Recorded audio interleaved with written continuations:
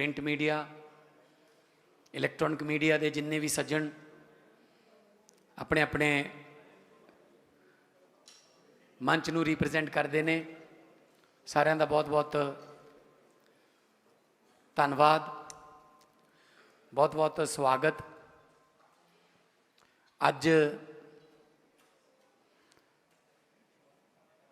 Local bodies दियाँ खास तौर पर पेंडू बैल्ट दियाँ कल जो चोणां दे नतीजे दियाँ गूंजां पै रही ने सारी दुनिया दे विच, लोकां दे फतवे दियां, उहदे बारे बड़े गंभीर विचार तुहाडे सवाल करन लई अरविंद केजरीवाल साहब आम आदमी पार्टी दे नैशनल कन्वीनर, जिन्हां दी अगवाई दे विच पूरे देश दे विच पार्टी हर पद्धर ते अपनियां जड़ां जिहड़ियां मजबूत कर रही है। स्पैशली दिल्ली तो चल के तुहाडे नाल कुछ विचार साझे करन आए ने, पंजाब दे लोकां दा धन्नवाद करन आए ने। मैं चाहूँगा कि अरविंद केजरीवाल साहब जो भी उन्हां दा पंजाब प्रति ते देश प्रति जो विजन है आने वाले दिनों का, वो भी तुहाडे नाल साझा करन। ते जो पंजाब दे विच कल आम आदमी पार्टी की बड़ी वड्डी पेंडू एरिया दे विच जित हुई है, उहदे बारे भी अपने विचार दसन ते आने वाले देश के राजनीतिक हालातों बारे भी चानना पाउण। अरविंद केजरीवाल साहब। आज यहाँ पे आए हुए सभी मीडिया के साथियों को मेरा नमस्कार, और जितने लोग अभी टीवी चैनल्स पे, सोशल मीडिया पे ये प्रेस कॉन्फ्रेंस देख रहे हैं, उन सबको भी मेरा नमस्कार, सत श्री अकाल। अभी 3-4 दिन पहले पूरे पंजाब में ग्रामीण क्षेत्रों में ब्लॉक समितियों के और ज़िला परिषद के चुनाव हुए, जिनके नतीजे कल आए हैं। अभी तक जितने नतीजे आए हैं वो ये दिखाते हैं कि आम आदमी पार्टी ने एक तरह से पूरे पंजाब की ग्रामीण क्षेत्रों में स्वीप की है।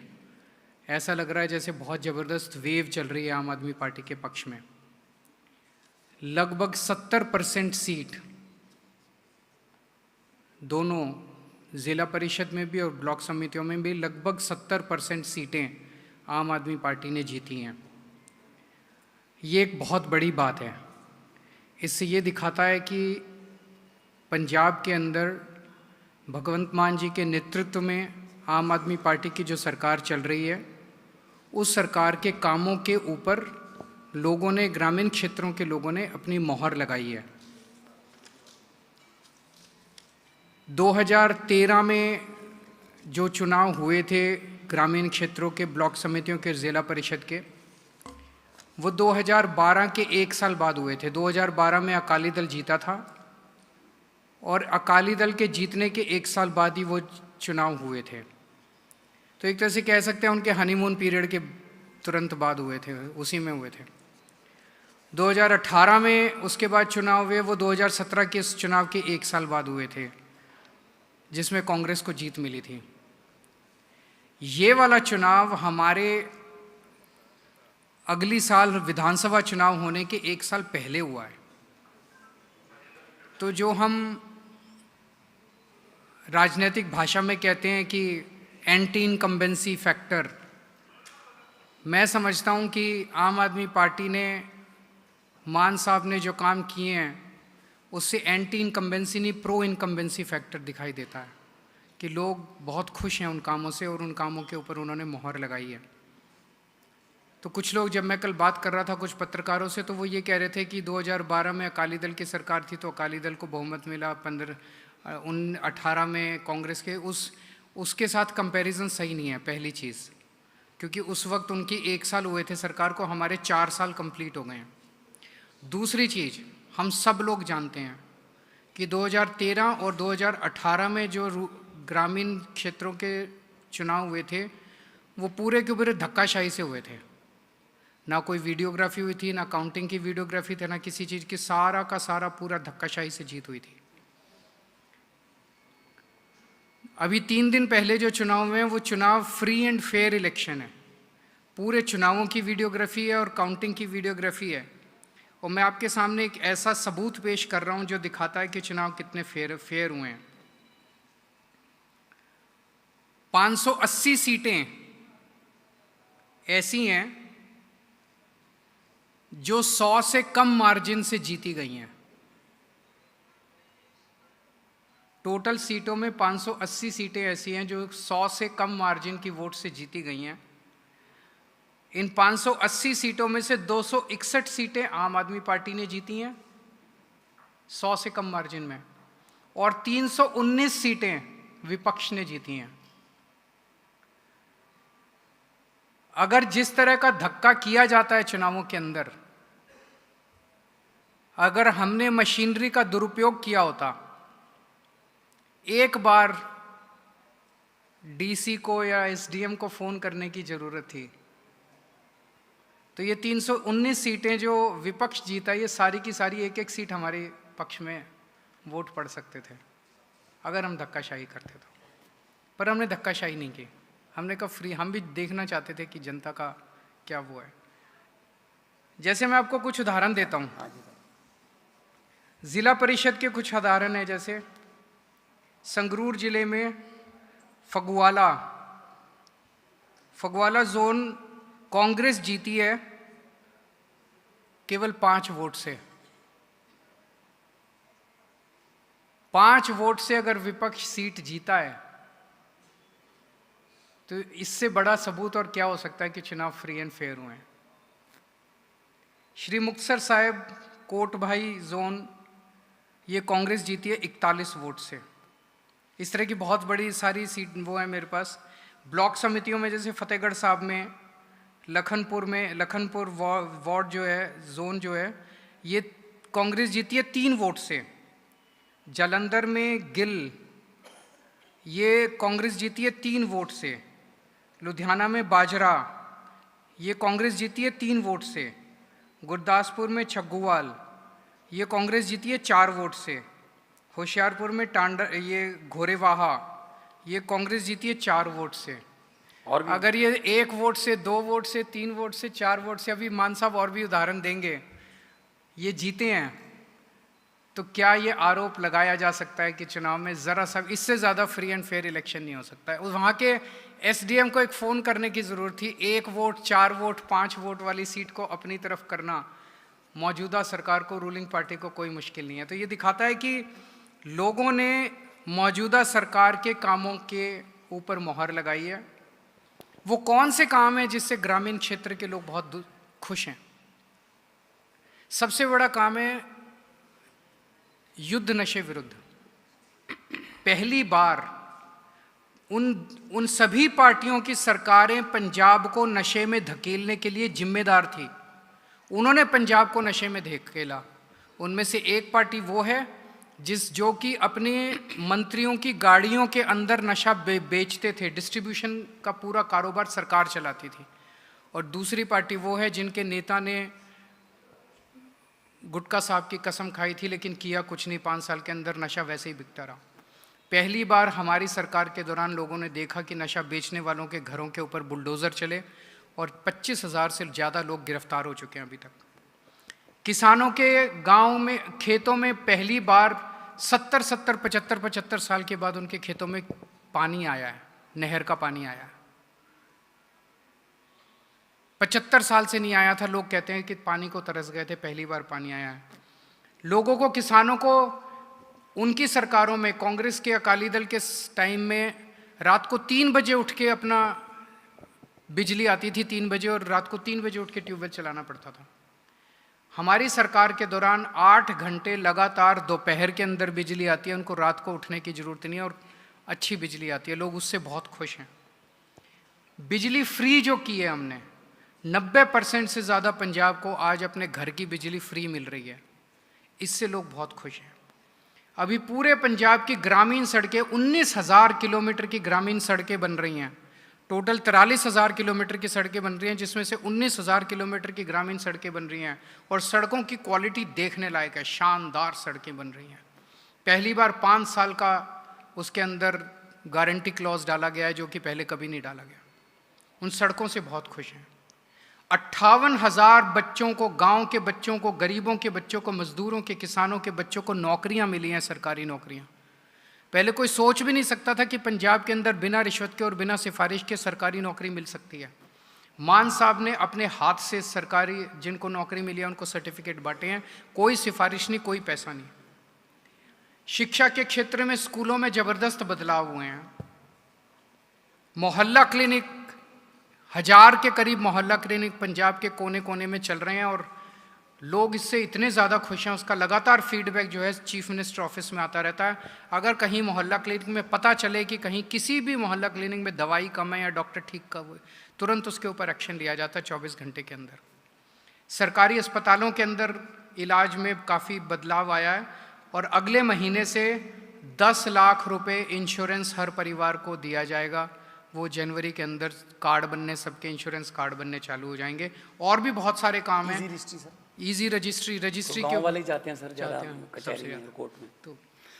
तो बहुत जिस तरह अरविंद केजरीवाल साहब ने दसिया कि मेरे को एक पूरी लिस्ट पई है 9 वोटां वाले मलौद, ਉਹਦੇ ਚ ਮਲੌਦ ਸੈਕਸ਼ਨ ਚ ਦੁਹਾਈ ਹੈ ਧੂਰਾ, ਸਾਡੇ ਧੂਰੀ ਮੇਰਾ ਹਲਕਾ ਹੈ, 9 ਵੋਟਾਂ ਤੇ ਕਾਂਗਰਸ ਜਿੱਤੀ ਹੈ ਜੀ। ਧੂਰੀ ਤੋਂ, ਧੂਰੀ ਜ਼ੋਨ ਹੈ ਉਹਦਾ, ਧੂਰਾ ਇੱਕ ਬਲਾਕ ਸੰਮਤੀ ਹੈ। 9 ਤੇ 10 ਤੇ 13 ਤੇ 24 ਤੇ 29 ਤੇ 20 ਤੇ 92 ਤੇ ਇਸ ਤਰ੍ਹਾਂ ਮੇਰੇ ਕੋਲ ਆ ਸਾਰੀ ਲਿਸਟ ਪਈ ਹੈ ਜੀ। ਜਿੱਥੇ ਮੈਂ ਦੱਸਦਾ ਝੁਨੀਰ 30 ਵੋਟਾਂ ਤੇ ਇੰਡੀਅਨ ਨੈਸ਼ਨਲ ਕਾਂਗਰਸ ਜਿੱਤੀ ਹੈ ਜੀ। ਝੁਨੀਰ ਤੋਂ ਬਾਜੇਵਾਲਾ ਬਲਾਕ ਸੰਮਤੀ ਹੈ। ਭਰਤਗੜ੍ਹ 40 ਵੋਟਾਂ ਤੇ, ਭਰਤਗੜ੍ਹ ਰੋਪੜ ਦੇ ਵਿੱਚ ਪੈਂਦਾ ਜੀ, ਅਨੰਦਪੁਰ ਸਾਹਿਬ। ਸੋ ਇਹ ਸਾਡੇ ਕੋਲ ਲਿਸਟ ਹੈ। ਸੋ ਇਹ ਕਾਂਗਰਸ ਵੱਲੋਂ ਇਹ ਕਹਿਣਾ ਕੋਈ ਜੀ ਇਹ ਤਾਂ ਜੀ ਉਹ ਛਪਾ ਲਏ, ਬੈਲਟ ਪੇਪਰ ਵੱਧ ਛਪਾ ਲਏ, ਇਹ ਪਹਿਲਾਂ ਹੀ ਪਾ ਦੇਣਗੇ, ਅਗਲੇ ਦਿਨ ਕਹਿੰਦੇ ਇਹ ਹੁਣ ਉਹਦੇ ਉੱਤੇ ਸਿਆਹੀ ਡੋਲ ਦੇਣਗੇ, ਇਹ ਹੁਣ ਸਾਡੇ ਏਜੰਟਾਂ ਨੂੰ ਬਾਹਰ ਕੱਢ ਦੇਣਗੇ। ਇਹ ਮਤਲਬ ਚਰਨਜੀਤ ਸਿੰਘ ਚੰਨੀ ਨੇ ਸਭ ਤੋਂ ਵੱਧ ਇਲਜ਼ਾਮ ਲਾਏ।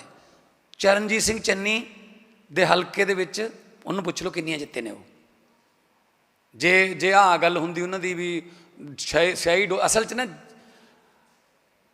ਸੌਣ ਦੇ ਅੰਨੇ ਨੂੰ ਸਾਰਾ ਕੁਝ ਹਰਾ ਹਰਾ ਹੀ ਨਜ਼ਰ ਆਉਂਦਾ।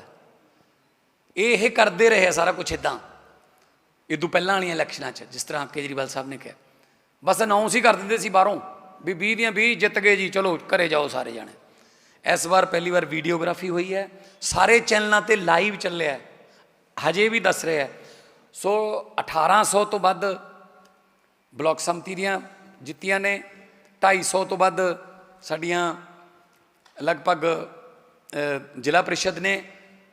ਜਿਸ ਤਰ੍ਹਾਂ ਕਿਹਾ ਕਿ 319 ਇਹੋ ਜਿਹੀਆਂ ਸੀਟਾਂ ਨੇ ਮਿਲਾ ਕੇ, ਜਿਹੜੀਆਂ 100 ਤੋਂ ਘੱਟ ਆਮ ਆਦਮੀ ਪਾਰਟੀ ਹਾਰੀ ਹੈ। ਕੋਈ ਗੱਲ ਨਹੀਂ, ਹਰੇਕ ਨੂੰ ਹੱਕ ਹੈ। ਜੇ 5 ਵੋਟਾਂ ਜਿੱਤਿਆ, 4 ਤੇ ਜਿੱਤਿਆ, 10 ਤੇ ਜਿੱਤਿਆ, ਕੋਈ ਗੱਲ ਨਹੀਂ। ਉਹਨਾਂ ਨੂੰ ਵਧਾਈਆਂ ਸਾਰਿਆਂ ਨੂੰ, ਬਹੁਤ ਸਾਰੀਆਂ ਵਧਾਈਆਂ। ਜਿਹੜੇ ਵੀ ਜਿੱਤੇ ਨੇ ਸਾਰਿਆਂ ਨੂੰ ਬਹੁਤ ਵਧਾਈਆਂ। ਉਹ ਕੋਈ ਆਪਣੀ ਪਾਰਟੀ ਲਈ ਨਹੀਂ, ਉਹ ਲੋਕਾਂ ਨੇ ਜਿਤਾਏ ਨੇ, ਤਾਂ ਲੋਕਾਂ ਲਈ ਕੰਮ ਕਰਨਾ ਉਹਨਾਂ ਦਾ ਫਰਜ਼ ਬਣਦਾ। ਮੈਨੂੰ ਉਮੀਦ ਹੈ ਕਿ ਸਾਰੇ ਨੁਮਾਇੰਦੇ ਜਿਹੜੇ ਨੇ ਲੋਕਾਂ ਨੇ ਚੰਗੇ ਚੁਣੇ ਹੋਣਗੇ। ਲੋਕਾਂ ਦਾ ਫਤਵਾ ਸਿਰ ਮੱਥੇ ਪੰਜਾਬ ਦੇ ਲੋਕਾਂ ਦਾ। ਅਤੇ ਇਹਦੇ ਵਿੱਚ ਸਭ ਤੋਂ ਵੱਡੀ ਗੱਲ ਇਹ ਹੈ ਕਿ 68% ਬਲਾਕ ਸੰਮਤੀ ਅਤੇ 72% ਜ਼ਿਲ੍ਹਾ ਪ੍ਰੀਸ਼ਦ ਮਿਲਾ ਕੇ ਟੋਟਲ 70% ਸਾਡੀਆਂ ਜਿਹੜੀਆਂ ਪੇਂਡੂ ਏਰੀਏ ਦੇ ਵਿੱਚ ਉਹ ਸੀਟਾਂ ਬਣਦੀਆਂ ਨੇ। ਅਤੇ ਇਹਦੇ ਵਿੱਚ ਅਕਾਲੀ ਦਲ 3 ਨੰਬਰ 'ਤੇ ਹੈ। ਜੇ ਤੁਸੀਂ ਹੁਣ ਇਹ ਸੋਚੋਗੇ ਕਿ ਪਿੰਡਾਂ ਦੇ ਵਿੱਚ ਵੀ ਜੋ 3 ਨੰਬਰ 'ਤੇ ਰਹਿਣਗੇ, ਕਿਤੋਂ 15 ਜਿੱਤ ਗਏ, ਕਿਤੋਂ 10 ਜਿੱਤ ਗਏ, ਕਿਤੋਂ 11 ਜਿੱਤ ਗਏ, ਇੱਕ ਹਲਕਾ ਤਾਂ ਪੂਰਾ ਕਿਤੋਂ ਵੀ ਨਹੀਂ ਜਿੱਤੇ, ਠੀਕ ਹੈ ਨਾ। ਅਤੇ ਜੇ ਉਹ 15 11 ਦੇ ਪੈਚਿਸ ਦੇ ਵਿੱਚ ਜਿੱਤ ਕੇ ਇਹ ਕਹਿੰਦੇ ਨੇ ਕਿ ਡਾਇਨਾਸੌਰ ਆ ਗਏ, ਤਾਂ ਫਿਰ ਇਹ ਉਹਨਾਂ ਦੀ ਗਲਤਫਹਿਮੀ ਹੈ। ਮੈਂ ਕਹਿੰਦਾ ਡਾਇਨਾਸੌਰਾਂ ਦੇ ਨਾਲ ਹੀ ਰਹਿਣ ਉਹ, ਠੀਕ ਹੈ ਨਾ। ਸੋ ਇਹ ਉਹਨਾਂ ਦੀ ਗਲਤਫਹਿਮੀ ਹੈ। ਪੰਜਾਬ ਦੇ ਲੋਕਾਂ ਦਾ ਫਤਵਾ ਬਿਲਕੁਲ ਕਲੀਅਰ ਹੈ। 4 ਸਾਲਾਂ ਬਾਅਦ ਜਿਹੜੇ ਕੰਮ, ਭਾਵੇਂ ਉਹ ਦਿਨੇ ਬਿਜਲੀ, ਭਾਵੇਂ ਉਹ ਕੱਸੀ ਦਾ ਸੂਏ ਦਾ ਪਾਣੀ, ਭਾਵੇਂ ਉਹ ਫੌਜ ਦੇ ਜਵਾਨ ਜਾਂ ਪੁਲਿਸ ਦੇ ਜਵਾਨ ਦੀ ਸ਼ਹੀਦੀ 'ਤੇ 1 ਕਰੋੜ ਰੁਪਈਆ ਉਹਨਾਂ ਦੇ ਪਰਿਵਾਰ ਨੂੰ, ਕਿਉਂਕਿ ਇਹ ਪਿੰਡਾਂ ਨਾਲ ਸੰਬੰਧਿਤ ਨੇ ਸਾਰੇ, ਭਾਵੇਂ 58,000 ਨੌਕਰੀਆਂ, ਭਾਵੇਂ ਟੋਲ ਪਲਾਜ਼ੇ ਬੰਦ ਕਰਨੇ, ਭਾਵੇਂ ਉਹ ਸ਼ਤਾਬਦੀਆਂ ਮਨਾਉਣੀਆਂ ਗੁਰੂ ਸਾਹਿਬ ਦੀਆਂ, ਉਹ ਸਾਡੇ ਫਰਜ਼ਾਂ 'ਚ ਆ ਜਾਂਦੇ ਸਾਰੇ। ਸੋ ਇਸ ਕਰਕੇ ਮੈਂ ਪੰਜਾਬ ਦੇ ਲੋਕਾਂ ਦਾ ਬਹੁਤ ਧੰਨਵਾਦ ਕਰਦਾ, ਔਰ ਸਾਨੂੰ ਉਮੀਦ ਹੈ ਕਿ ਜਿੱਥੇ ਜਿੱਥੇ ਸਾਡੇ ਜਿਹੜੇ ਕੈਂਡੀਡੇਟ ਨੇ ਬਹੁਤ ਘੱਟ ਮਾਰਜਨ 'ਤੇ ਹਾਰੇ ਵੀ ਨੇ, ਉੱਥੇ ਉੱਥੇ ਉਹ ਆਪਣੀਆਂ ਕਮੀਆਂ ਲੱਭਣਗੇ, ਲੋਕਾਂ ਕੋਲ ਜਾਵਾਂਗੇ ਕਿਹੜੀ ਕਮੀ ਰਹੀ ਕਿ ਲੋਕਾਂ ਨੇ ਜਿਹੜਾ ਉਹ ਫਤਵਾ ਜਿਹੜਾ ਥੋੜ੍ਹੇ ਜਿਹੇ ਮਾਰਜਨ 'ਤੇ ਕਿਤੇ ਹੋਰ ਕੀਤਾ, ਉਹਨਾਂ ਨਾਲ ਜ਼ਰੂਰ ਗੱਲਬਾਤ ਕਰਨੀ ਚਾਹੀਦੀ ਹੈ। ਮੈਂ ਸਾਰੇ ਆਪਣੀ ਪਾਰਟੀ ਦੇ ਵਰਕਰਾਂ, ਚੇਅਰਮੈਨਾਂ ਜਾਂ ਲੀਡਰਾਂ ਨੂੰ ਅਸੀਂ ਉੱਥੇ ਭੇਜਾਂਗੇ ਲੋਕਾਂ ਕੋਲ। ਅਸੀਂ ਲੋਕਾਂ ਦੇ ਵਿੱਚੋਂ ਨਿਕਲੇ, ਲੋਕਾਂ 'ਚ ਹੀ ਰਹਿਣਾ। ਅਤੇ ਇਸ ਜਿਹੜਾ ਜਿਸ ਤਰ੍ਹਾਂ ਮੈਂ ਕੇਜਰੀਵਾਲ ਸਾਹਿਬ ਨੇ ਦੱਸਿਆ ਕਿ ਪਹਿਲਾਂ 17 'ਚ ਸਰਕਾਰ ਬਣੀ, 18 'ਚ ਵੋਟਾਂ ਪੈ ਗਈਆਂ, 12 ਸਰਕਾਰ ਬਣੀ, 13 'ਚ ਪੈ ਗਈਆਂ, ਹੁਣ 22 'ਚ ਸਰਕਾਰ ਬਣੀ ਹੈ, ਲਗਭਗ 26 'ਚ ਵੋਟਾਂ ਪਈਆਂ, ਪੌਣੇ 4 ਸਾਲ ਬਾਅਦ। ਅੱਜ ਅਗਲੇ ਸਾਲ ਇਹਨਾਂ ਦਿਨਾਂ ਦੇ ਵਿੱਚ ਸ਼ਾਇਦ ਕੋਡ ਲੱਗ ਜਾਊਗਾ, ਇਲੈਕਸ਼ਨ ਦਾ 1 ਸਾਲ ਰਹਿ ਗਿਆ। ਸੋ ਅਸੀਂ ਆਪਣੇ ਵੱਲੋਂ ਬੈਸਟ ਐਫਰਟਸ ਕਰ ਰਹੇ ਹਾਂ। ਜਿੰਨੇ ਗਰੰਟੀਆਂ ਜਿਹੜੀਆਂ ਅਸੀਂ ਦਿੱਤੀਆਂ ਵੀ ਨਹੀਂ ਸੀ ਉਹ ਵੀ ਪੂਰੀਆਂ ਕਰਤੀਆਂ, ਜਿਹੜੀਆਂ 2-4 ਰਹਿੰਦੀਆਂ ਨੇ ਆਉਣ ਵਾਲੇ ਦਿਨਾਂ 'ਚ ਅਸੀਂ ਉਹਨਾਂ 'ਤੇ ਵੀ ਗੌਰ ਕਰਕੇ ਅਤੇ ਸਾਰਾ ਲੇਖਾ ਜੋਖਾ ਤੁਹਾਡੇ ਸਾਹਮਣੇ ਅਸੀਂ ਰੱਖਾਂਗੇ। ਅਤੇ ਆਮ ਆਦਮੀ ਪਾਰਟੀ ਦੀ ਬਹੁਤ ਵੱਡੀ ਜਿੱਤ ਹੈ, ਇਕੱਲਾ ਪੰਜਾਬ 'ਚ ਨਹੀਂ, ਕੇਜਰੀਵਾਲ ਸਾਹਿਬ ਪੂਰੇ ਦੇਸ਼ 'ਚ ਆਏ ਨੇ, ਹੁਣੇ ਗੋਆ ਤੋਂ ਆਏ ਨੇ, ਗੋਆ ਦੇ ਵਿੱਚ ਵੀ ਇਲੈਕਸ਼ਨ ਹੋਣੀ ਹੈ, ਸ਼ਨੀਵਾਰ ਨੂੰ ਇਲੈਕਸ਼ਨ ਹੈ। ਗੋਆ ਦੇ ਵਿੱਚ ਵੀ ਬਲਾਕ ਸੰਮਤੀ ਦੀਆਂ, ਪੰਚਾਇਤ ਸੰਮਤੀ ਦੀਆਂ ਚੋਣਾਂ ਹੋ ਰਹੀਆਂ ਨੇ। ਗੁਜਰਾਤ ਦੇ ਵਿੱਚ ਸਾਡੇ ਐਮਐਲਏ ਨੇ, ਮਾਰਚ ਵਿੱਚ ਇਲੈਕਸ਼ਨ, ਗੁਜਰਾਤ ਦੇ ਵਿੱਚ ਵੀ ਲੋਕਲ ਬਾਡੀ ਦੀਆਂ ਇਲੈਕਸ਼ਨਾਂ 'ਚ ਲੜ ਰਹੇ ਹਾਂ, ਐਮਐਲਏ ਨੇ, ਸਾਡੀ ਹਾਜ਼ਰੀ ਹੈਗੀ ਆ ਉੱਥੇ। ਜੰਮੂ ਕਸ਼ਮੀਰ 'ਚ ਸਾਡਾ ਡੋਡੇ ਤੋਂ ਸਾਡਾ ਇੱਕ ਐਮਐਲਏ ਸਾਡਾ ਜਿੱਤਿਆ ਹੋਇਆ। ਰੀਸੈਂਟਲੀ ਹੁਣ ਕੇਰਲਾ ਦੇ ਵਿੱਚ 3 ਸੀਟਾਂ ਆਈਆਂ, ਕੇਰਲਾ ਦੇ ਵਿੱਚ 3 ਸੀਟਾਂ ਸਾਡੀਆਂ ਲੋਕਲ ਬਾਡੀ ਇਲੈਕਸ਼ਨਾਂ ਦੇ ਵਿੱਚ 3 ਲੇਡੀਜ਼ ਜਿੱਤੀਆਂ ਨੇ। ਸੋ ਆਮ ਆਦਮੀ ਪਾਰਟੀ ਦੀਆਂ ਜਿਹੜੀਆਂ ਜੜ੍ਹਾਂ ਨੇ ਉਹ ਪੂਰੇ ਦੇਸ਼ ਦੇ ਵਿੱਚ ਇਮਾਨਦਾਰੀ ਦੀ ਰਾਜਨੀਤੀ ਦੀਆਂ ਫੈਲ ਰਹੀਆਂ ਨੇ। ਅਤੇ ਮੈਂ ਵਧਾਈਆਂ ਵੀ ਦਿੰਦਾ ਸਾਡੇ ਨੈਸ਼ਨਲ ਕਨਵੀਨਰ ਸਾਹਿਬ ਨੂੰ, ਔਰ ਇਸੇ ਤਰ੍ਹਾਂ ਬਾਕੀ ਵਿਰੋਧੀਆਂ ਨੇ ਤਾਂ ਇਲਜ਼ਾਮ ਲਾਈ ਹੋ ਜਾਣੇ ਨੇ, ਜਿੱਥੋਂ ਜਿੱਤ ਗਏ ਉੱਥੇ ਸਹੀ ਹੈ, ਜਿੱਥੋਂ ਹਾਰ ਗਏ ਉੱਥੇ ਧੱਕਾ ਹੈ। ਇਹ ਤਾਂ ਉਹਨਾਂ ਨੇ ਕਹਿਣਾ ਹੀ ਕਹਿਣਾ ਹੁੰਦਾ। ਮੈਂ ਪਹਿਲਾਂ ਹੀ ਤੁਹਾਨੂੰ ਉਸ ਦਿਨ ਪ੍ਰੈਸ ਕਾਨਫਰੰਸ ਕਰਕੇ ਦੱਸਤਾ ਸੀ, ਕੋਈ ਕਿਸੇ ਕਿਸਮ ਦਾ ਧੱਕਾ ਨਹੀਂ, ਬਿਲਕੁਲ ਫੇਅਰ ਇਲੈਕਸ਼ਨ ਹੈ। ਔਰ ਜਿਹੜੇ ਅੰਦਰ ਏਜੰਟ ਬੈਠੇ ਨੇ ਉਹ ਕਹਿੰਦੇ ਨੇ ਬਿਲਕੁਲ ਸਹੀ ਹੋ ਰਿਹਾ ਜੀ, ਬਾਹਰ ਵਾਲੇ ਰੌਲਾ ਪਾ ਰਹੇ ਨੇ ਜੀ, ਬਹੁਤ ਧੱਕਾ ਹੋ ਰਿਹਾ ਜੀ, ਆਹ ਹੋ ਰਿਹਾ ਜੀ, ਹੋ ਰਿਹਾ। ਉਹ ਅਸਲ 'ਚ ਆਪਣੀ ਹਾਰ ਨੂੰ ਕਿਸੇ ਹੋਰ ਪਾਸੇ ਡਾਈਵਰਟ ਕਰਨਾ ਚਾਹੁੰਦੇ ਸੀਗੇ, ਜੋ ਕਿ ਨਹੀਂ ਹੋ ਸਕਦੀ। ਸੋ ਬਹੁਤ ਬਹੁਤ ਤੁਹਾਡਾ ਧੰਨਵਾਦ। ਕੋਈ ਸਵਾਲ ਤੁਹਾਡਾ ਹੋਵੇ ਤਾਂ ਅਸੀਂ ਲੱਗ ਸਕਦੇ।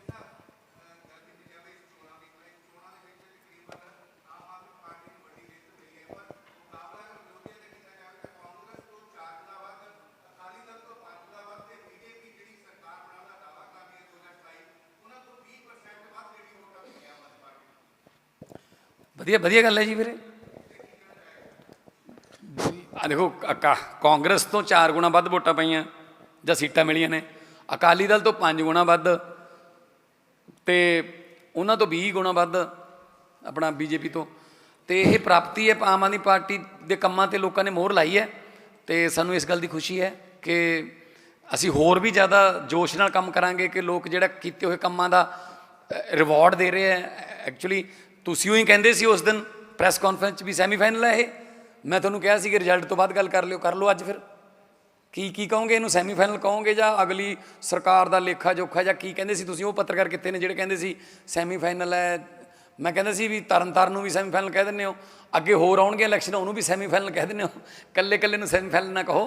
ਅਸਲ 'ਚ ਹਰ ਇਲੈਕਸ਼ਨ ਦਾ ਇੱਕ ਆਪਣਾ ਆਪਣਾ ਜਿਹੜਾ ਜ਼ਰੀਆ ਹੁੰਦਾ, ਆਪਣੇ ਮੁੱਦੇ ਹੁੰਦੇ ਨੇ ਹਰ ਇਲੈਕਸ਼ਨ 'ਚ। ਸੋ ਇਸ ਕਰਕੇ ਮੈਂ ਲੋਕਾਂ ਦਾ ਧੰਨਵਾਦ ਕਰਦਾ ਕਿ ਉਹਨਾਂ ਨੇ ਮਤਲਬ ਜਿਹੜੀਆਂ ਪੇਂਡੂ ਪਾਰਟੀ ਕਹਿੰਦੀ ਹੈ ਆਪਣੇ ਆਪ ਨੂੰ, ਜਿਹੜੀ ਅਕਾਲੀ ਦਲ, ਉਹ 3 ਨੰਬਰ 'ਤੇ ਬਾਈ ਫਾਰ ਬਹੁਤ ਵੱਡੇ ਮਾਰਜਨ ਨਾਲ 3 ਨੰਬਰ 'ਤੇ ਨੇ। ਛੋਟੇ ਛੋਟੇ ਪੈਚਿਸ ਦੇ ਵਿੱਚ ਉਹ ਜਿੱਤੇ ਨੇ। ਉਹ ਬਠਿੰਡਾ ਜਾਂ ਲੰਬੀ ਦੇ ਏਰੀਏ ਦੀ ਪਾਰਟੀ ਬਣ ਕੇ ਰਹਿ ਗਈ। नमस्कार जी, मैं मनोज जोशी, जी न्यूज़ तो हैं जी। मेरा सवाल केजरीवाल साहब से है। केजरीवाल साहब, क्या गुजरात और उत्तर प्रदेश में भी आपकी पार्टी इलेक्शन लड़ेगी? ज़रूर लड़ेगी और पूरी तैयारी चल रही है। ਸੀਐਮ ਸਾਹਿਬ, ਮੈਂ Sahil Narula, prime Asia TV ਤੋਂ। ਸੀਐਮ ਸਾਹਿਬ, ਇੱਕ ਬੜੀ ਦਿਲਚਸਪ ਚੀਜ਼ ਇਹ ਵੀ ਦੇਖਣ ਨੂੰ ਮਿਲੀ, ਜਿੱਥੇ ਬਹੁਤ ਸਾਰੇ ਕੈਂਡੀਡੇਟਸ ਜਿਹੜੇ ਨੇ, ਕੋਈ 9 ਵੋਟ ਤੋਂ ਜਿੱਤਿਆ, ਕੋਈ 5 ਵੋਟਾਂ ਤੋਂ ਵੀ ਜਿੱਤਿਆ, ਬਟ ਤੁਹਾਡੇ ਪਿੰਡ ਤੋਂ ਕਹਿੰਦੇ ਸਿਰਫ 1 ਵੋਟ ਕਿਸੇ ਨੂੰ ਪਈ, ਉਹ ਬੀਜੇਪੀ ਦੇ ਕੈਂਡੀਡੇਟ ਨੂੰ ਪਈ ਸੀ। ਉਹਨੂੰ ਕਿੱਦਾਂ ਦੇਖਦੇ ਹੋ? ਕਿਉਂਕਿ ਉਹ ਦਾਅਵਾ ਬੜਾ ਵੱਡਾ ਕਰਦੇ ਸੀਗੇ, ਉਸ ਦਾਅਵੇ ਨੂੰ ਕਿੱਦਾਂ ਦੇਖੀਏ? ਔਰ ਨਤੀਜੇ ਤੁਹਾਡੇ ਪਿੰਡ ਤੋਂ ਸਿਰਫ 1 ਵੋਟ ਹੈ ਬੀਜੇਪੀ ਦੀ। ਇਹਦੀ ਵੀ ਜਾਂਚ ਚੱਲ ਰਹੀ ਹੈ ਵੀ ਉਹ ਕੌਣ ਪਾ ਗਿਆ। ਔਰ ਪਿੰਡ ਦੇ ਲੋਕ 2-3 ਬੰਦਿਆਂ ਤੇ ਸ਼ੱਕ ਕਰ ਰਹੇ ਨੇ। ਮੈਂ ਕਿਹਾ ਵੀ ਸ਼ੱਕ ਨਾ ਕਰੋ, ਕੋਈ ਗੱਲ ਨਹੀਂ। ਸੋ ਪਿੰਡ ਦੇ ਦੇਖੋ ਜੀ, ਮੈਂ ਪਹਿਲੇ ਦਿਨੋਂ ਕਹਿਣਾ ਕਿ ਆਪਣੀਆਂ ਜੜ੍ਹਾਂ ਨਾਲ ਜੁੜੇ ਰਹਿਣਾ ਚਾਹੀਦਾ। ਕੱਲ੍ਹ ਨੂੰ ਮੈਂ ਪਿੰਡ ਜਾਊਂਗਾ, ਆਪਣੇ ਗੁਰਦੁਆਰਾ ਸਾਹਿਬ 'ਚ ਮੱਥਾ ਵੀ ਟੇਕੂੰਗਾ, ਪਿੰਡ ਦੇ ਲੋਕਾਂ ਦਾ ਧੰਨਵਾਦ ਕਰੂੰਗਾ। ਅਤੇ ਦੇਖੋ, ਜੇ ਤੁਸੀਂ ਪਿੰਡ ਦੇ ਲੋਕਾਂ ਕੋਲੇ ਮੁੱਖ ਮੰਤਰੀ ਬਣ ਕੇ ਜਾਓਗੇ ਜਾਂ ਵੱਡਾ ਕਲਾਕਾਰ ਜਾਂ ਖਿਡਾਰੀ ਬਣ ਕੇ ਵੱਡੇ ਜਾਓਗੇ, ਤਾਂ ਫਿਰ ਉਹ ਲੋਕ ਕਹਿੰਦੇ ਯਾਰ ਸਾਡੇ ਨਾਲ ਤਾਂ ਖੇਡਦਾ ਹੁੰਦਾ ਸੀਗਾ, ਅਤੇ ਸਾਡੇ ਨਾਲ ਗੁੱਲੀ ਡੰਡਾ ਖੇਡਿਆ, ਸਾਡੇ ਨਾਲ ਬਚਪਨ ਬੀਤਿਆ, ਸਾਡੇ ਨਾਲ ਕ੍ਰਿਕਟ ਖੇਡਦਾ ਸੀ, ਸਾਡੇ ਨਾਲ ਇੱਥੇ ਪੜ੍ਹਦਾ ਸੀ, ਅਤੇ ਤੂੰ ਹੁਣ ਵੱਡਾ ਬਣ ਗਿਆ। ਸੋ ਮੈਂ ਕਦੇ ਵੀ, ਮੈਂ ਕਹਿੰਦਾ ਕਿ ਮੈਂ ਸਾਡੇ ਪਿੰਡ ਵਾਲਿਆਂ ਤੋਂ ਕਦੇ ਵੀ ਵੱਡਾ ਨਹੀਂ ਹੋ ਸਕਦਾ। ਆਪਣੇ ਚਾਚੇ, ਆਪਣੇ ਤਾਏ, ਆਪਣੀਆਂ ਰਿਸ਼ਤੇਦਾਰੀਆਂ, ਸਾਡੇ ਸ਼ਰੀਕ ਭਾਈ ਜਿੰਨੇ ਵੀ ਹੈਗੇ ਨੇ ਪਿੰਡ 'ਚ ਭਾਈਚਾਰਾ ਇੱਕ ਤਾਂ, ਮੈਂ ਕਦੇ ਵੀ ਆਪਣੇ ਪਿੰਡ ਰੈਲੀ ਨਹੀਂ ਕਰਦਾ ਜੀ, ਕਦੇ ਵੀ ਆਪਣੇ ਪਿੰਡ ਵੋਟਾਂ ਨਹੀਂ ਮੰਗਦਾ। ਤੁਸੀਂ ਵੀ ਗਏ ਹੋ ਕਈ ਵਾਰੀ, ਮੈਂ ਇਹ ਨਹੀਂ ਕਹਿੰਦਾ, ਮੈਂ ਕਿਹਾ ਯਾਰ ਆਪਣੇ ਪਿੰਡੋਂ ਵੀ ਵੋਟਾਂ ਮੰਗਣੀਆਂ ਪੈਣਗੀਆਂ। ਅਤੇ ਸਾਡੇ ਪਿੰਡ ਵਾਲੇ ਤਾਂ ਸਗੋਂ ਆਪ ਪ੍ਰਚਾਰ ਕਰਦੇ ਆ, ਘਰ ਘਰ ਜਾ ਕੇ, ਹੋਰ ਪਿੰਡਾਂ 'ਚ ਰਿਸ਼ਤੇਦਾਰੀਆਂ 'ਚ ਜਾ ਕੇ। ਸੋ ਮੈਂ ਸਤੌਜ ਵਾਲਿਆਂ ਦਾ ਬਹੁਤ ਧੰਨਵਾਦ ਕਰਦਾ, ਅੱਜ ਵੀ ਦੇਖ ਰਹੇ ਹੋਣਗੇ। ਅਤੇ ਕੱਲ੍ਹ ਨੂੰ ਮੈਂ ਮੱਥਾ ਟੇਕਣ ਗੁਰਦੁਆਰਾ ਸਾਹਿਬ ਵੀ ਜਾਊਂਗਾ ਅਤੇ ਪਿੰਡ ਵਾਲਿਆਂ ਨੂੰ ਵੀ ਮਿਲੂੰਗਾ ਜੀ। ਬਜ਼ਮ ਵਰਮਾ ਫਰੋਮ ਡੇਲੀ ਪੋਸਟ। ਮੇਰਾ ਸਵਾਲ ਹੈ, 1 ਸਾਲ ਰਹਿ ਗਿਆ ਵਿਧਾਨ ਸਭਾ ਚੋਣਾਂ ਨੂੰ, ਸਿਹਤ ਸਿੱਖਿਆ ਦੇ ਉੱਤੇ ਤੁਸੀਂ ਗੱਲ ਕੀਤੀ ਸੀ, ਇਸ ਵਾਰੀ ਕਿਹੜੇ ਮੁੱਦਿਆਂ ਤੇ ਜਿਹੜਾ ਹੈਗਾ ਚੋਣ ਲੜੋਗੇ? ਐਂਡ ਸੈਕੰਡਲੀ, ਕਿਉਂਕਿ ਤੁਸੀਂ ਸੈਮੀਫਾਈਨਲ ਦੀ ਗੱਲ ਕੀਤੀ ਇਹ ਵਾਲੇ, ਇਹਨੂੰ ਮੰਨ ਲਈ ਹੁਣ ਸੈਮੀਫਾਈਨਲ? ਇਹ ਤਾਂ ਤੁਸੀਂ ਕਰਦੇ ਹੋ ਜੀ, ਸੈਮੀਫਾਈਨਲ ਤਾਂ ਤੁਸੀਂ ਬਣਾਉਂਦੇ ਹੋ। ਤੁਸੀਂ ਇਹਨੂੰ ਸੈਮੀਫਾਈਨਲ ਮੰਨ ਲਓ, ਚਾਹੇ ਫਾਈਨਲ ਮੰਨ ਲਓ, ਵਟਐਵਰ। ਅਸੀਂ ਮੁੱਦਿਆਂ 'ਤੇ ਲੜਦੇ ਹਾਂ ਜੀ। ਅਸੀਂ ਕੋਈ ਦੇਖੋ, ਕੋਈ ਧਾਰਮਿਕ ਜਾਂ ਕੋਈ ਜਾਤੀਵਾਦ ਜਾਂ ਕੋਈ ਇਸ ਤਰ੍ਹਾਂ ਦੀ ਪੋਲੀਟਿਕਸ ਅਸੀਂ ਨਹੀਂ ਕਰਦੇ। ਅਸੀਂ ਆਪਣੇ ਕੰਮ ਗਣਾਉਂਦੇ ਹਾਂ। ਈਵਨ ਇਹਨਾਂ ਇਲੈਕਸ਼ਨਾਂ ਦੇ ਵਿੱਚ ਕੇਜਰੀਵਾਲ ਸਾਹਿਬ ਵੀ ਨਹੀਂ ਪ੍ਰਚਾਰ ਕਰ ਸਕੇ। ਮੈਂ ਜਾਪਾਨ ਤੇ ਕੋਰੀਆ ਗਿਆ ਹੋਇਆ ਸੀ ਇਨਵੈਸਟਮੈਂਟ ਲੈ ਕੇ ਆਉਣ ਵਾਸਤੇ। ਮੈਂ 9 ਤਰੀਕ ਦੀ ਰਾਤ ਨੂੰ ਆਇਆ, 10, 11, 12। ਉਹਨਾਂ ਦੇ ਸਾਰੇ ਲੀਡਰ ਜਿਹੜੇ ਸੀਗੇ ਉਹ ਜ਼ਮੀਨ ਤੇ ਸੀ। ਰੰਧਾਵਾ ਸਾਹਿਬ, ਵੜਿੰਗ ਸਾਹਿਬ, ਬਾਦਲਾਂ ਦਾ ਸਾਰਾ ਟੱਬਰ ਹੀ ਫਿਰਦਾ ਸੀ, ਹੈ ਜੀ। ਭੂੰਦੜ, ਚੰਦੂ ਮਾਜਰਾ, ਸਾਰੇ ਫਿਰਦੇ ਸੀ। ਵੱਡੇ ਵੱਡੇ ਲੀਡਰ ਜਿਹੜੇ ਉਹ ਪਿੰਡਾਂ ਦੇ ਵਿੱਚ ਫਿਰਦੇ ਸੀ। ਉਹਦੇ ਬਾਵਜੂਦ ਵੀ ਕੋਈ ਸਾਡੇ ਨਾਲੋਂ 4 ਗੁਣਾ ਘੱਟ ਹੈ, ਕੋਈ 5 ਗੁਣਾ ਘੱਟ ਹੈ। ਤੋ ਇਸ ਕਰਕੇ ਸਾਡੀ ਤਾਂ ਮਤਲਬ ਸਮਝ ਲਓ ਵੀ ਜਿਹੜੀ ਨੌਜਵਾਨ ਬੈਟਰੀ ਸਾਡੀ ਜਿਹੜੀ ਹੈ, ਸਾਡਾ ਬੈਕਅਪ ਬੈਂਚ ਸਟਰੈਂਥ ਜਿਹੜੀ ਇਹ ਇਲੈਕਸ਼ਨ ਉਹਨਾਂ ਨੇ ਲੜੀ ਆ, ਵਧਾਈਆਂ ਉਹਨਾਂ ਨੂੰ ਦੇਵਾਂਗੇ ਅਸੀਂ। ਸਮਝ ਲਓ ਸਾਡੀ ਅੰਡਰ 19 ਜਾਂ ਅੰਡਰ 21 ਟੀਮ ਜਿਹੜੀ ਹੈ, ਉਹਨੇ ਹੀ ਜਿਹੜਾ ਇਹ ਕਮਾਲ ਕਰਕੇ ਰੱਖਤੀ। ਪਿੰਡਾਂ ਦੇ ਵਿੱਚ ਜਾ ਕੇ, ਘਰ ਘਰ ਜਾ ਕੇ ਉਹਨਾਂ ਨੇ ਵੋਟਾਂ ਮੰਗੀਆਂ। ਔਰ ਬਹੁਤ ਸਾਰੇ ਯਾਦ ਉਮੀਦਵਾਰ ਜਿੱਤੇ ਨੇ ਉਹ ਵੀ ਸਾਡੇ ਹੀ ਨੇ। ਕੋਈ ਐਸੀ ਗੱਲ ਨਹੀਂ, ਹਰੇਕ ਨੂੰ ਹੱਕ ਹੈ ਖੜੇ ਹੋਣ ਦਾ, ਇਲੈਕਸ਼ਨ ਲੜਨ ਦਾ। ਸੋ ਅਸੀਂ ਚਾਹੁੰਦੇ ਹਾਂ ਭਾਈਚਾਰਕ ਸਾਂਝ ਬਣੀ ਰਹੇ, ਅਤੇ ਅਗਲੀਆਂ ਇਲੈਕਸ਼ਨਾਂ ਵੀ ਅਸੀਂ ਵਿਕਾਸ ਦੇ ਮੁੱਦੇ 'ਤੇ ਲੜਾਂਗੇ। ਅਸੀਂ ਕੀ ਕੀ ਕੀਤਾ ਉਹਦਾ ਕੱਲਾ ਕੱਲਾ ਜਿਹੜਾ ਰਿਪੋਰਟ ਕਾਰਡ ਅਸੀਂ ਲੈ ਕੇ ਲੋਕਾਂ ਕੋਲ ਜਾਵਾਂਗੇ। ਮੈਂ ਜਦੋਂ ਸੰਗਰੂਰ ਤੋਂ ਪਹਿਲੀ ਵਾਰ ਜਿੱਤਿਆ ਸੀ, ਅਪੀਲ ਕਰਕੇ ਜਿੱਤਿਆ ਸੀ ਕਿ ਮੈਨੂੰ ਮੌਕਾ ਦਿਓ। ਜਦੋਂ 19 'ਚ ਦੁਬਾਰੇ ਜਿੱਤਿਆ ਸੀ ਤਾਂ ਮੈਂ ਰਿਪੋਰਟ ਕਾਰਡ ਜਾਰੀ ਕਰਕੇ ਜਿੱਤਿਆ ਸੀ ਕਿ ਆਹ ਮੈਂ ਕੰਮ ਕੀਤੇ ਨੇ ਹੁਣ ਤੱਕ, ਅਤੇ ਮੈਨੂੰ ਦੁਬਾਰਾ ਮੌਕਾ ਦਿਓ। ਲੋਕਾਂ ਨੇ ਦੁਬਾਰਾ ਮੌਕਾ ਦਿੱਤਾ। ਇਹ ਗੱਲ ਬਿਲਕੁਲ ਪਾਰਟੀਆਂ ਦੇ ਦਿਮਾਗ ਦੇ ਵਿੱਚ ਜਿਹੜੀ ਗਲਤ ਹੈ, ਇਹ ਪਾਰਟੀਆਂ ਨੂੰ ਦਿਮਾਗ 'ਚੋਂ ਕੱਢ ਦੇਣੀ ਚਾਹੀਦੀ ਹੈ ਕਿ ਵਿਕਾਸ ਦੇ ਮੁੱਦੇ 'ਤੇ ਵੋਟਾਂ ਨਹੀਂ ਪੈਂਦੀਆਂ। ਅਸੀਂ ਵਿਕਾਸ ਦੇ ਮੁੱਦੇ 'ਤੇ ਦਿੱਲੀ ਜਿੱਤੇ ਹੋਏ 2 ਵਾਰ, ਵਿਕਾਸ ਦੇ ਮੁੱਦੇ 'ਤੇ। ਸੋ ਇਸ ਕਰਕੇ ਜਿਹੜਾ ਅਸੀਂ ਕੋਈ ਜਿਹੜੀ ਨਫ਼ਰਤ ਵਾਲੀ ਰਾਜਨੀਤੀ ਨਹੀਂ ਕਰਦੇ, ਅਸੀਂ ਕੰਮਾਂ ਵਾਲੀ ਰਾਜਨੀਤੀ ਕਰਦੇ ਹਾਂ। ਅਤੇ ਉਸੇ ਦੇ ਆਧਾਰ 'ਤੇ ਅਸੀਂ 2027 ਦੇ ਵਿੱਚ ਲੋਕਾਂ ਕੋਲ ਜਾਵਾਂਗੇ ਜੀ। Thank you. ਹਾਂਜੀ, ਆ ਮਾਈਕ ਦੇ ਦਿਓ। ਆ ਮਾਈਕ। ਮਾਨ ਸਾਹਿਬ, ਪ੍ਰੋਫੈਸਰ ਅਵਤਾਰ ਸਿੰਘ, ਡੇਲੀ ਅਜੀਤ ਤੋਂ ਮੈਂ ਬੋਲ ਰਿਹਾ। ਮੇਰਾ ਪ੍ਰਸ਼ਨ ਹੈ ਜੀ, ਇੱਕ ਤਾਂ ਨਸ਼ਿਆਂ ਬਾਰੇ ਜਿਹੜੀ ਤੁਸੀਂ ਗੱਲ ਕੀਤੀ ਆ, ਔਰ ਦੂਸਰਾ ਅਮਨ ਕਾਨੂੰਨ ਦੀ ਜਿਹੜੀ ਪੰਜਾਬ ਦੀ ਹਾਲਤ ਹੈ। ਔਰ ਨਸ਼ਿਆਂ ਬਾਰੇ ਤੁਸੀਂ ਸਰਕਾਰ ਆਉਣ ਤੋਂ ਪਹਿਲਾਂ ਕਿਹਾ ਸੀ ਕਿ ਬਹੁਤ ਜਲਦੀ ਜਿਹੜੇ ਆ ਖਤਮ ਹੋ ਜਾਣਗੇ, ਔਰ ਇੰਨਾ ਲੰਮਾ ਸਮਾਂ ਹੋ ਗਿਆ ਸਰਕਾਰ ਦਾ, ਨਸ਼ੇ ਦੇਖੋ ਜੀ ਖਤਮ ਨਹੀਂ ਹੋਏ। ਤੇ ਦੂਸਰਾ, ਇੱਕ second sir, Aam Aadmi party ਦੇ ਬਹੁਤ ਸਾਰੇ ਵੱਡੇ ਤੁਹਾਡੇ ਕਈ ਆਗੂ ਨੇ ਜਿਹੜੇ ਉੱਥੇ ਬਹੁਤ ਸਾਰੇ ਉਹਨਾਂ ਦੇ ਹਲਕਿਆਂ ਦੇ ਵਿੱਚ, ਉਹਨਾਂ ਦੇ ਏਰੀਆ ਦੇ ਵਿੱਚੋਂ ਆਪਣੇ ਉਹ ਹਾਰੇ ਨੇ। ਉਹਨਾਂ ਬਾਰੇ ਤੁਸੀਂ ਜਿਹੜਾ ਕੀ ਕਹਿਣਾ ਚਾਹੁੰਦੇ? ਦੇਖੋ, ਨਸ਼ਿਆਂ ਦਾ ਜਿਹੜਾ ਨੈਕਸਸ ਹੈ, ਇਹਨੂੰ ਤੋੜਨ ਵਾਸਤੇ ਇੱਕ ਜਿਗਰਾ ਚਾਹੀਦਾ ਹੈ, ਪੋਲੀਟੀਕਲ ਇੱਛਾ ਸ਼ਕਤੀ ਚਾਹੀਦੀ ਹੈ, ਜਿਹੜੀ ਕਿ ਸਾਡੀ ਪਾਰਟੀ 'ਚ ਹੈਗੀ ਹੈ। ਅਤੇ ਅਸੀਂ ਉਹਦਾ ਸਾਰਾ ਜਿਹੜਾ ਹੋਮਵਰਕ ਕਰਕੇ ਉਸ ਤੋਂ ਬਾਅਦ ਉੱਤੇ ਸਟ੍ਰਾਈਕ ਕੀਤੀ ਹੈ, ਔਰ ਚੱਲ ਰਹੀ ਹੈ ਯੁੱਧ ਨਸ਼ੇ ਵਿਰੁੱਧ, ਬਿਲਕੁਲ ਪਰਫੈਕਟ ਚੱਲ ਰਿਹਾ। ਉਹ ਬੰਦੇ, ਉਹ ਮਗਰਮੱਛ ਜਿਨ੍ਹਾਂ ਬਾਰੇ ਤੁਹਾਨੂੰ ਵੀ ਸੋਚ ਕੇ ਡਰ ਲੱਗਦਾ ਕਿ ਯਾਰ ਇਹ ਅੰਦਰ ਹੋ ਜੂ, ਤੁਹਾਡੇ ਤਾਂ ਉਹ ਦਫ਼ਤਰ 'ਚ ਆ ਕੇ ਜੱਫੀਆਂ ਪਾਉਂਦੇ ਰਹੇ ਹੈ, ਠੀਕ ਹੈ ਨਾ, ਬੁਲਾ ਕੇ ਦਫ਼ਤਰ ਦੇ ਵਿੱਚ ਜੱਫੀਆਂ ਪਈਆਂ ਨੇ ਉੱਥੇ ਸਿੱਧੂ ਨਾਲ, ਉਹ ਦਫ਼ਤਰ ਕਿਹਦਾ ਸੀ, ਠੀਕ ਹੈ ਨਾ। ਸੋ ਇਸ ਕਰਕੇ ਉਹ ਬੰਦਿਆਂ ਬਾਰੇ ਸੋਚ ਵੀ ਨਹੀਂ ਸਕਦੇ ਸੀ ਕਿ ਉਹ ਜੇਲ੍ਹ 'ਚ ਹੋ ਜਾਣਗੇ। ਉਹਨਾਂ ਨੂੰ ਜੇਲ੍ਹ 'ਚ ਕਰਨ ਵਾਸਤੇ ਜਿਗਰਾ ਚਾਹੀਦਾ, ਹੋ ਰਹੇ ਨੇ। ਔਰ ਰੀਸੈਂਟਲੀ ਰਿਪੋਰਟ ਛਪੀ ਹੈ, ਪੰਜਾਬ ਦੇ ਵਿੱਚ ਸਭ ਤੋਂ ਵੱਧ ਕਨਵਿਕਸ਼ਨ, 83% ਕਨਵਿਕਸ਼ਨ ਰੇਟ ਹੈ ਸਾਡੇ ਤਸਕਰਾਂ ਨੂੰ ਅੰਦਰ ਕਰਨ ਦਾ, ਅਤੇ ਰਿਕਵਰੀ ਸਾਰੇ ਦੇਸ਼ ਤੋਂ ਵੱਧ ਹੈ। ਬਾਰਡਰ ਸਟੇਟ ਹੋਣ ਦੇ ਨਾਤੇ ਹਾਲਾਂਕਿ ਸੈਂਟਰ ਸਰਕਾਰ ਦਾ ਵੀ ਫਰਜ਼ ਬਣਦਾ ਕਿ ਸਾਡੇ ਨਾਲ ਸਹਿਯੋਗ ਕਰੇ, ਪਰ ਅਸੀਂ ਫਿਰ ਵੀ ਨਸ਼ਿਆਂ ਨੂੰ ਬਹੁਤ ਹੱਦ ਤੱਕ ਅਸੀਂ ਠੱਲ ਪਾ ਲਈ। ਤੇ ਬਾਕੀ ਰਹੀ ਅਨਮਨ ਕਾਨੂੰਨ ਦੀ ਹਾਲਤ, ਉਹਦੇ ਵਿੱਚ ਵੀ ਅਸੀਂ ਕੋਈ ਪੁਸ਼ਤ ਪਨਾਹੀ ਨਹੀਂ ਕਰਦੇ ਕਿਸੇ ਗੈਂਗਸਟਰ ਦੀ ਜਾਂ ਸਮਗਲਰ ਦੀ, ਪਰ ਹਾਂ ਜਿਹੜੀਆਂ ਪੁਰਾਣੀਆਂ ਸਰਕਾਰਾਂ ਦੇ ਕੰਡੇ ਬੀਜੇ ਹੋਏ ਨੇ ਉਹ ਸਾਨੂੰ ਚੁਗਣੇ ਪੈ ਰਹੇ ਨੇ, ਚੁਗਾਂਗੇ ਅਸੀਂ, ਠੀਕ ਹੈ ਨਾ। ਉਹਦੇ ਵਿੱਚ ਵੀ ਜੇ ਕੋਈ, ਮੈਂ ਪਹਿਲਾਂ ਵੀ ਕਿਹਾ ਸੀ ਹੁਣ ਵੀ ਕਹਿਣਾ ਕਿ ਪੰਜਾਬ ਦੀ ਜਿਹੜੀ ਲਾਅ ਐਂਡ ਆਰਡਰ ਦੀ ਸਥਿਤੀ ਨੂੰ ਖਰਾਬ ਕਰਨ ਦੀ ਕੋਈ ਗਲਤਫਹਿਮੀ ਪਾਲੀ ਫਿਰਦਾ, ਉਹ ਆਪਣੇ ਦਿਲ 'ਚੋਂ ਗਲਤਫਹਿਮੀ ਕੱਢ ਦੇ। ਪੰਜਾਬ ਹਮੇਸ਼ਾ ਸ਼ਾਂਤੀ ਦਾ ਪੁੰਜ ਰਿਹਾ ਹੈ, ਪੰਜਾਬੀ ਹमेशा शांति का पुंज रहेंगे जी। अरविंद जी, ये सवाल आपसे है कि देश की राजधानी दिल्ली की अगर हम बात करें तो पॉल्यूशन से लोगों का जीना हराम है, सांस लेना मुश्किल है। आप मुख्यमंत्री भी रहे हैं और अभी पिछले 2 सालों से अगर हम पंजाब की बात करें तो पराली के मामले जो हैं वो काफ़ी कम हुए, फिर भी पॉल्यूशन दिल्ली का जस का तस बना हुआ है। इस पर क्या कहेंगे, क्योंकि आप सीएम भी रह चुके हैं और मौजूदा सरकार पंजाब में भी आपकी है? देखिए, 2-3 चीज़ें हैं। अभी तक ये कहा जाता था कि पंजाब की पराली की वजह से दिल्ली का पोल्यूशन है, पंजाब की पराली की वजह।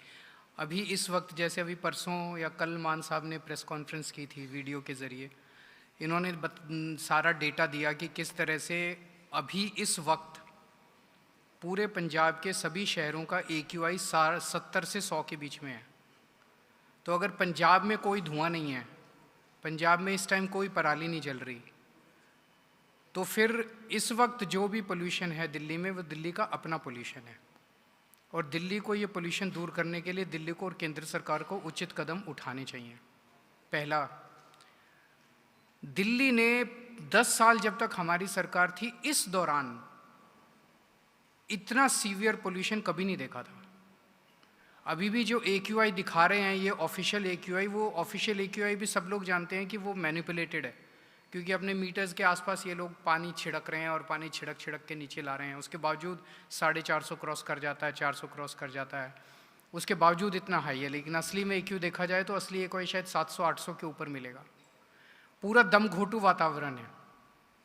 और उस पोल्यूशन को कंट्रोल करने की बजाय पूरा का पूरा गड़बड़ करने की तरफ उनका ध्यान है। AQI के साथ टेम्पर कर दो। काफ़ी दिनों तक ग्रैप 4 लागू नहीं होने दिया गया। ग्रैप 4 अभी रिसेंटली लागू हुआ, लेकिन ग्रैप 4 अनाउंस कर दिया। पूरे दिल्ली के अंदर सरेआम कंस्ट्रक्शन चल रही है। ग्रैप 4 केवल कागज़ों में लागू किया गया, असली में लागू नहीं किया गया। हमारी जब सरकार थी, हम कई कदम उठाते थे। हम ढेरों इंस्पेक्शन टीम्स बनाते थे जो कूड़ा जलाने की, या रात को कई जगह चौकीदार या हाथ सेकने के लिए आग जला, वो उस तरह की किसी भी आग को जलने से रोका जाता था। कई सख्त कदम उठाए जाते थे जिसकी वजह से पोल्यूशन को रोका जाता था। लेकिन सबसे ज़्यादा खतरनाक है केंद्र सरकार का जो रवैया है, खासकर प्रधानमंत्री का जो रवैया है। प्रधानमंत्री जी की तरफ से एक शब्द नहीं आया। जिस देश की राजधानी गैस चैम्बर बनी हुई है और उस देश के प्रधानमंत्री को प्रदूषण से कोई लेना देना नहीं है, प्रदूषण कैसे कम हो सकता है? दिल्ली का प्रदूषण तब कम होगा जब केंद्र सरकार बहुत एक्टिव तरीके से उसमें इंटरेस्ट लेगी और उसके लिए काम करेगी। पीछे 1 दशक पहले, 1.5 दशक पहले बीजिंग का AQI हमसे भी बहुत खराब होता था और बीजिंग का प्रदूषण हमसे भी कहीं ज़्यादा होता था। लेकिन वहाँ की सरकार ने काम किया, उन्होंने नीयत दिखाई काम करने की। हमारी ना दिल्ली सरकार और ना केंद्र सरकार, दोनों की कोई नीयत ही नज़र नहीं आती। उनकी केवल एक ही नीयत है, AQI से टेम्परिंग कर लो, पानी मीटर के पास पानी छिड़काव कर दो, ये कर दो। इस तरह से अगर आप करेंगे तो ये दिखाता है कि आपकी नीयत जो है वो लोगों को राहत दिलाने की नहीं है। आपकी नीयत केवल और केवल, एक अभी सुबह सुबह मैं सुन रहा था किसी से, वो कह रहा था PM ओमान में है, लीडर ऑफ अपोजिशन जर्मनी में, और देश की राजधानी प्रदूषण में। तो किसी को कोई चिंता ही नहीं है प्रदूषण की, तो प्रदूषण कम कैसे होगा? Thank you sir. Thank you.